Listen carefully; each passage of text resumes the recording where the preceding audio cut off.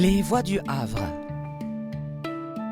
Une chronique en partenariat avec les bibliothèques du réseau Lire au Havre.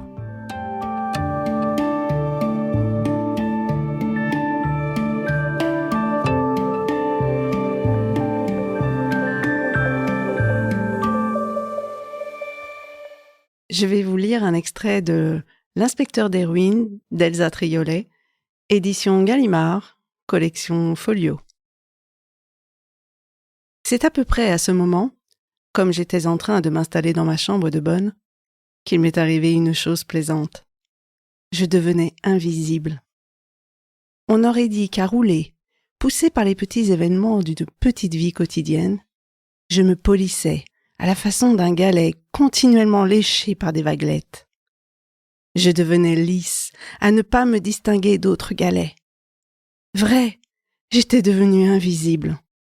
Un mouton de poussière parmi d'autres moutons de poussière.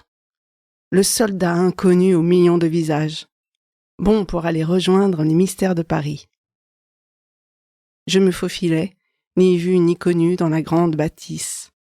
Une vieille caserne, avec des ailes, des cours, des prolongements, des portes cochères et des portes.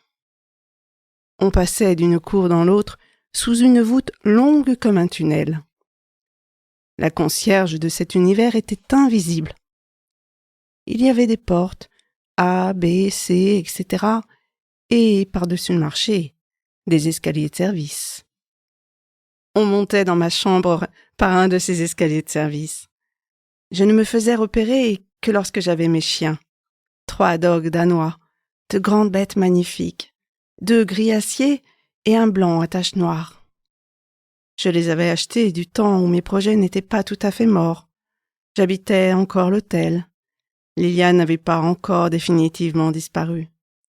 Ils m'ont été presque donnés par une amie de Liliane qui avait un élevage. J'ai vendu mon smoking payé par le maître et j'ai envoyé des fleurs à l'amie de Liliane. À l'hôtel, la vie devenait intolérable à cause de ces chiens, mais j'y tenais férocement.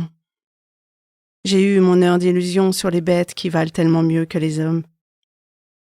Ma chambre 6e que j'avais installée, avec l'aide de Pierre Chenu, un lit, un grand châle de cachemire couvrant les murs, avait, à cause des dogs, un petit air de cage de dompteur. Quand je sortais, les menant en laisse, je me faisais évidemment remarquer. Et c'est même peut-être, en comparaison avec ces sorties spectaculaires, que j'avais, quand j'étais seule, cette bonne impression d'être un grain de sable dans le désert. C'est grâce à mes chiens que je me suis fait remarquer par une fille qui m'a fait un souvenir. Un souvenir. Cela compte aujourd'hui où il faut me constituer un passé. Elle n'avait pas tout à fait 16 ans. Une petite tête aux cheveux lisses, blonds, plats, qui se mettait à boucler sur les épaules. Le nez droit, le dos droit, les jambes droites, un corps comme une flèche plantée dans la terre, encore vibrante. Je l'ai rencontrée comme elle sortait du métro. Elle a mis sa petite main sur la tête de Néron, l'imprudente, elle l'a caressée. Je l'ai accompagnée jusqu'à son lycée. Le lendemain, je l'ai attendue à la même heure près de la station du métro. J'ai pris l'habitude d'y aller tous les jours, puis de venir la prendre après les cours. Nous nous asseyions sur un banc du Luxembourg. Les chiens se couchaient spectaculairement à nos pieds. La petite posait ses livres sur le banc, à côté d'elle. On parlait de choses et d'autres. Quand on se plaît, on n'a pas besoin de s'en dire long pour ne pas s'ennuyer. C'est même là le grand mystère de l'amour. Il vous désennuie. Je vous ai lu un extrait de L'inspecteur des ruines d'Elsa Triolet, édition Gallimard, collection Folio. C'était Les Voix du Havre.